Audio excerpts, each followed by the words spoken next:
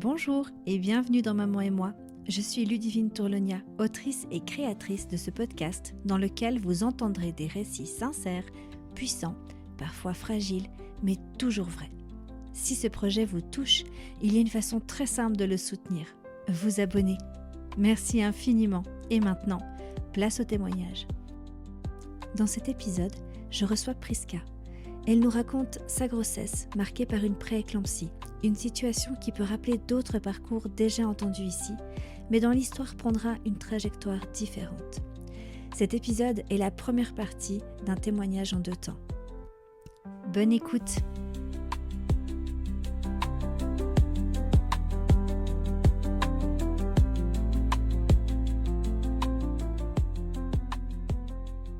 Bonjour! Bonjour Ludivine. Est-ce que tu peux te présenter? Alors je m'appelle Priska, j'ai 42 ans et je suis l'heureuse maman d'un petit garçon de 9 ans et demi. Est-ce que tu peux nous raconter comment s'est passé le début de ta grossesse? Quelles étaient les émotions qui l'ont accompagnée, les attentes que tu avais?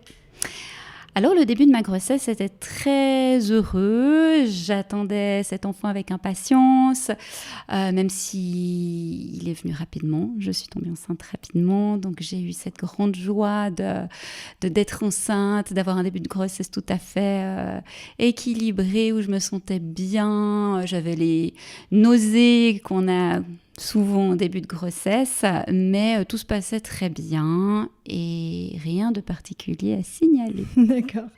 Est-ce que tu connaissais la pré-éclampsie avant? Enfin, je veux dire avant que ça t'arrive? Pas du tout. On t'en avait pas du tout parlé? Pas du tout. D'accord.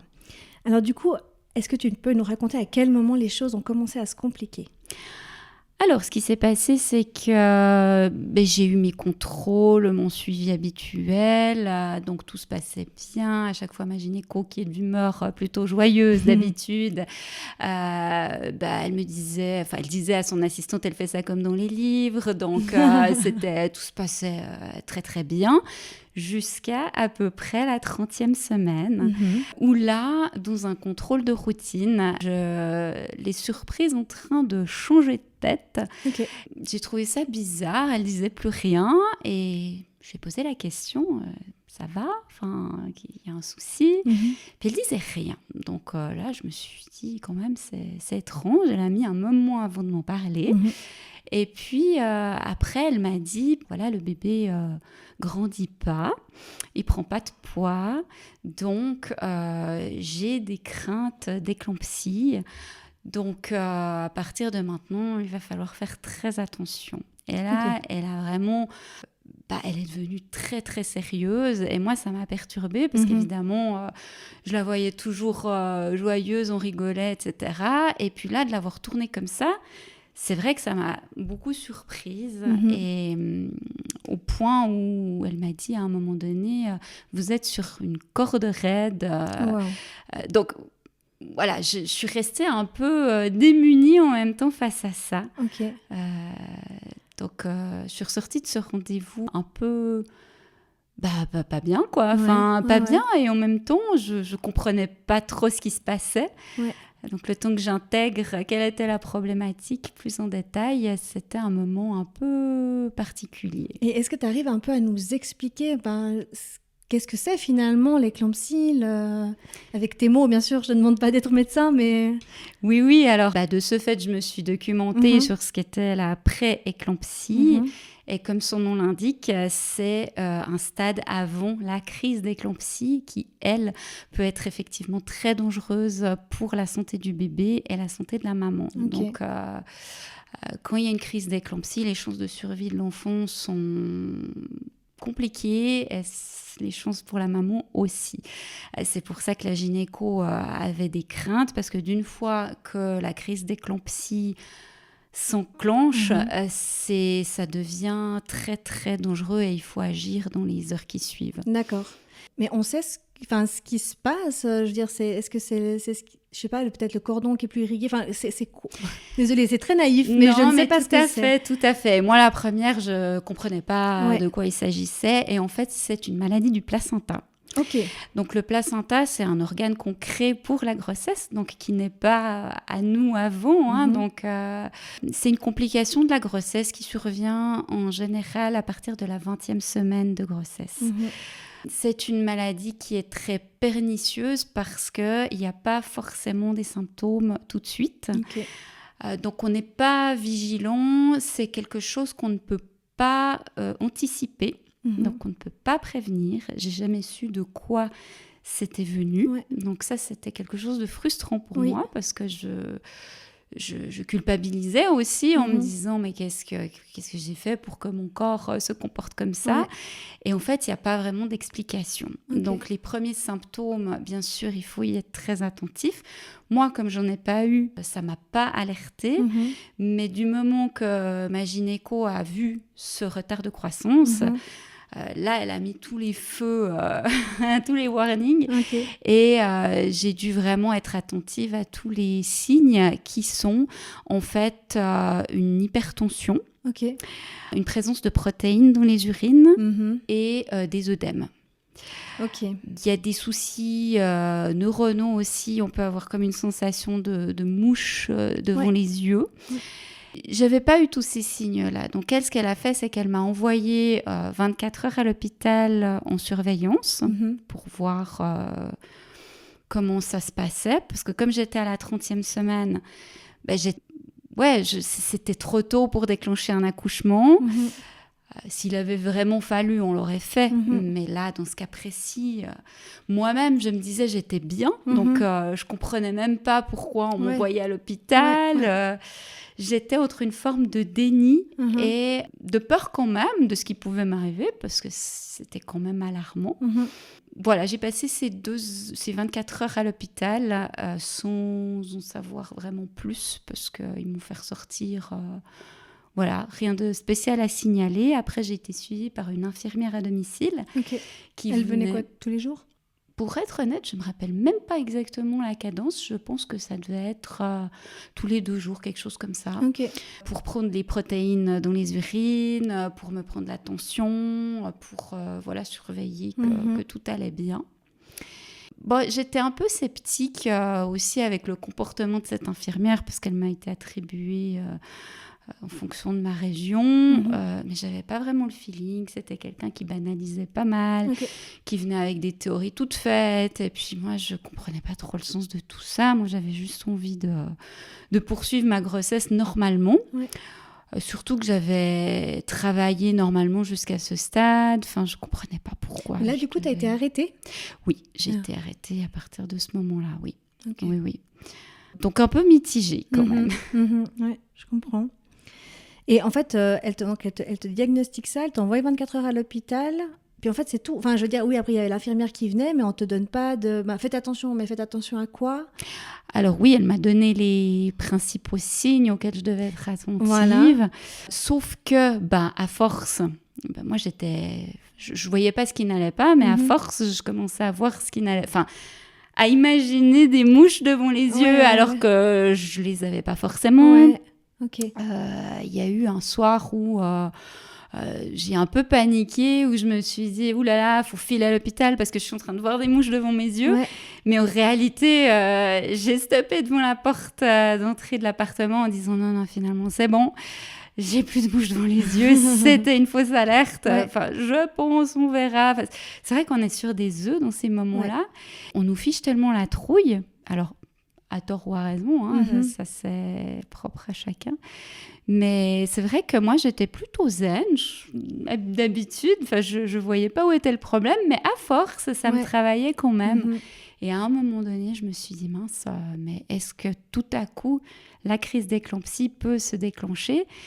Et auquel cas, il faut agir très rapidement. Donc, voilà. Ok. Eh ben, tu as quand même fait ensuite... Une pré-éclampsie. Ah, c'est ça qu'on appelle la pré-éclampsie ou bien ? J'en suis restée heureusement à la pré-éclampsie. Donc, j'ai pas fait la crise d'éclampsie, sinon il aurait fallu aller d'urgence à l'hôpital. D'accord, ok. Par contre, j'ai effectivement continué à être suivie. Et puis, ça paraît pas très long, 4 semaines, parce que c'est 1 mois, mais quand on est sur le qui-vive comme ça au quotidien, c'est fatigant. compliqué. Et surtout, je ne savais pas à quel moment allait être enclenché l'accouchement, enfin déclenché l'accouchement. Parce que du coup, ils t'ont dit, on va le déclencher de toute façon?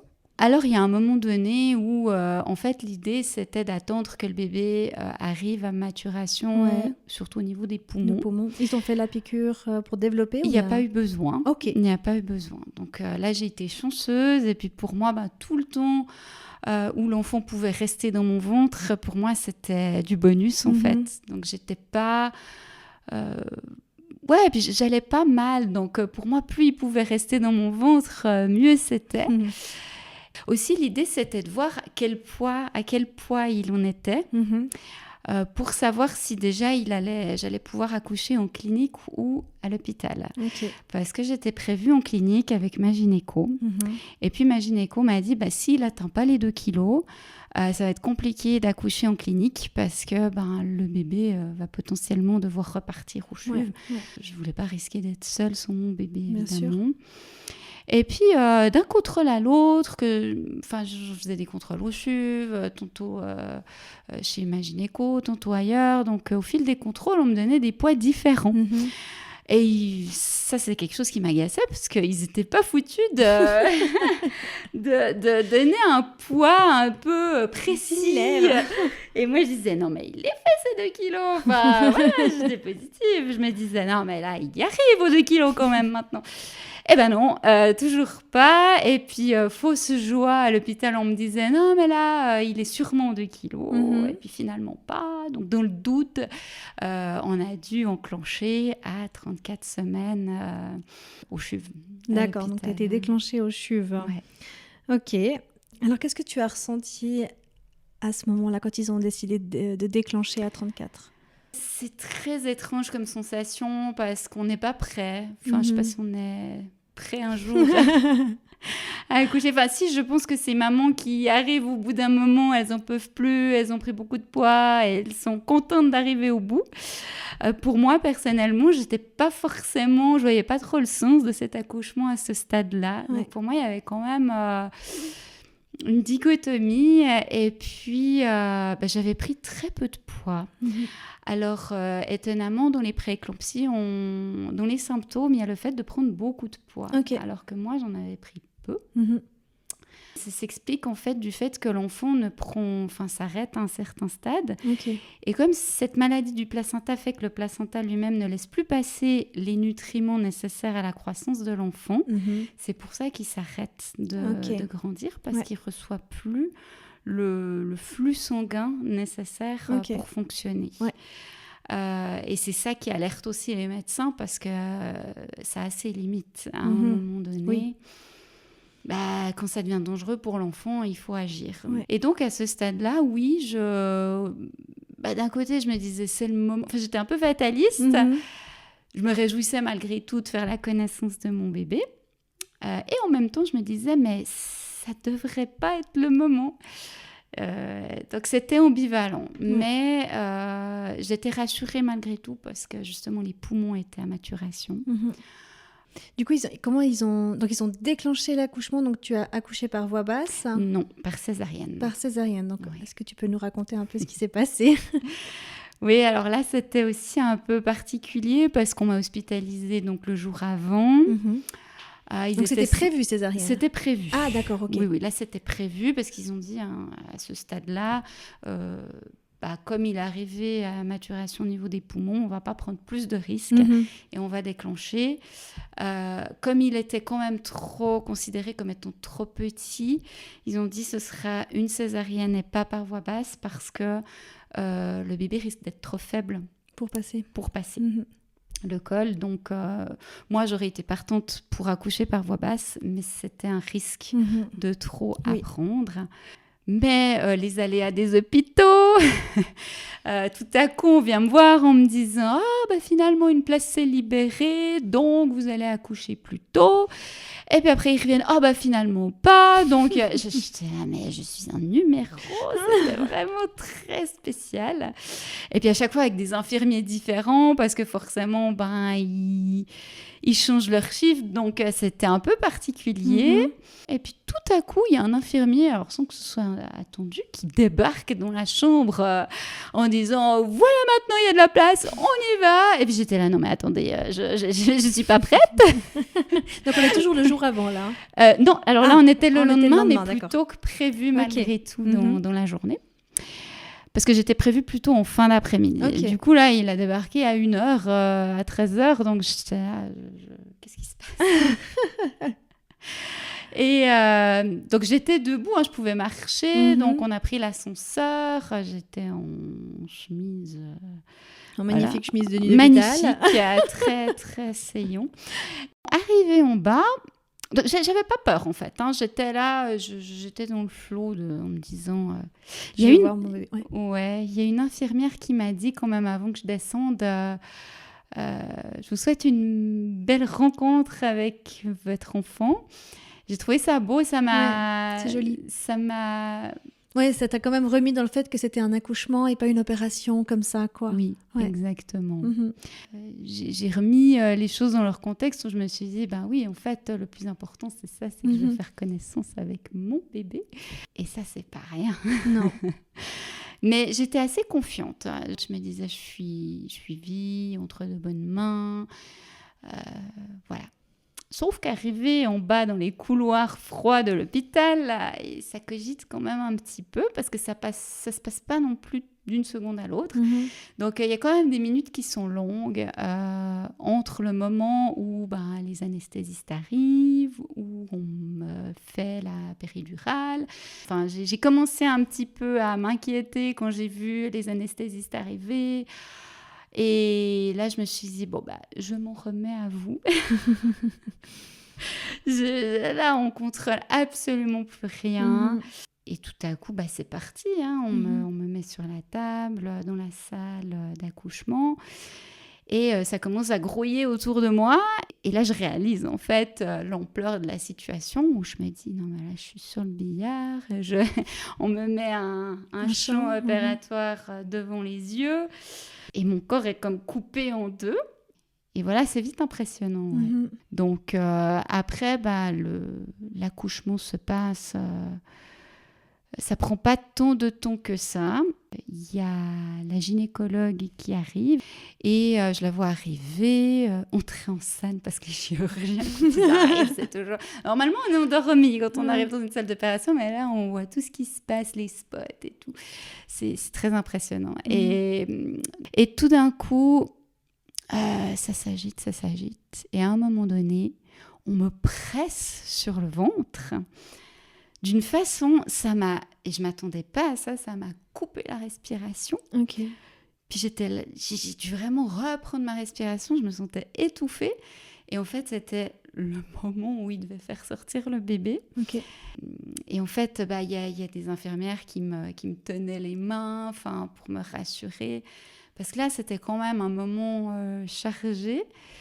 Et puis, je vois tout à coup le médecin, la gynéco, qui tient le bébé dans les bras et qui le passe tout de suite plus loin pour l'emmener dans une pièce annexe. Et tu l'as pas entendu pleurer? J'arrive plus à dire si je l'ai vraiment entendu pleurer, mais oui, logiquement, j'ai entendu D'accord, pleurer. Parce que, oui, il y a eu... Ça allait, mais disons, il fallait agir vite parce qu'il était très petit et il a fallu aller le réchauffer très rapidement et faire les premiers contrôles du bébé dans une salle. Donc on te l'a même pas montré, quoi. Annexe, pas tout de suite.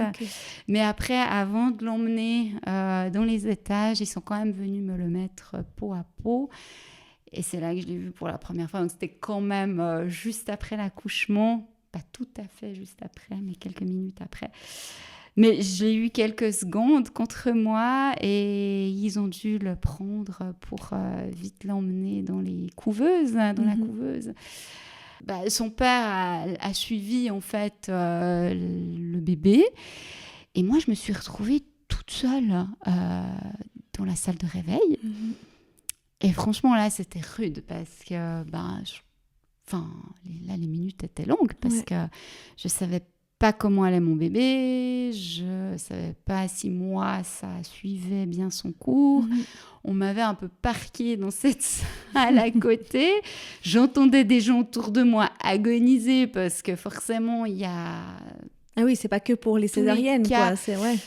Je sais pas si c'était spécifique maternité, mais il y a des cas qui se passent plus ou moins bien. Ouais. Enfin, il y en avait une, elle avait la grippe, apparemment elle était souffrante. Ok. Donc, c'était pas très agréable. Et en plus, une infirmière qui arrive et qui me dit ah, bah voilà, vous avez pas vu l'état de votre placenta? Ouh là là, il était vraiment pas beau. Hein. Et j'étais là, merci. bon, merci pour le détail. J'ai dit, bon, bah, on l'a évacué maintenant. Parce qu'en fait, le traitement de la prééclampsie, c'est ça. Principalement, c'est l'accouchement. Ok. Il y a potentiellement des soucis post-accouchement, mais on est suivi pour ça par rapport à l'hypertension, etc. Mais en principe, l'accouchement règle déjà pas mal de choses. D'accord. Parce que c'est vraiment ce placenta qui est malade, défectueux, si on peut dire ça comme ça, et qui vient parasiter le tout. Ok. Mais donc, elle est venue me dire ça, ça me faisait un petit peu une belle jambe. Et